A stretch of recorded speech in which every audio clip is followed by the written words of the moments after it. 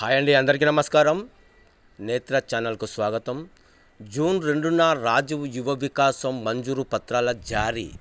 రాజీవ్ యువ వికాసం పథకం కింద లబ్ధిదారుల ఎంపిక పూర్తి చేసి జూన్ 2న తెలంగాణ ఆవిర్భావ దినోత్సవం సందర్భంగా మంజూరు పత్రాలు పంపిణీకి ఏర్పాట్లు చేయాలని డిప్యూటీ సీఎం భట్టి విక్రమార్క అధికారుల్ని ఆదేశించారు. ఈ విషయమై ఆయన శుక్రవారం అధికారులతో సమీక్ష నిర్వహించారు. ఈ నెల 15 నుంచి 25వ తేదీలోగా జిల్లా కలెక్టర్ల ఆధ్వర్యంలో పారదర్శకంగా లబ్ధిదారుల ఎంపిక జరగాలని, 30వ తేదీ నాటికి మంజూరు పత్రాలు సిద్ధం చేయాలని చెప్పారు.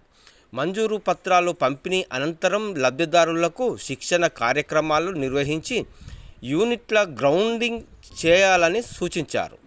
ఆర్థిక శాఖ ముఖ్య కార్యదర్శి సందీప్ కుమార్ సుల్తానియా, ఎస్బీ సంక్షేమ శాఖ ముఖ్య కార్యదర్శి శ్రీధర్, గిరిజన సంక్షేమ శాఖ కార్యదర్శి శరత్, బీసీ సంక్షేమ శాఖ కార్యదర్శి శ్రీధర్, డిప్యూటీ సీఎం ప్రత్యేక కార్యదర్శి కృష్ణ భాస్కర్, మైనార్టీ సంక్షేమ శాఖ కార్యదర్శి తఫ్సీర్ ఇక్బాల్ తదితరులు పాల్గొన్నారు.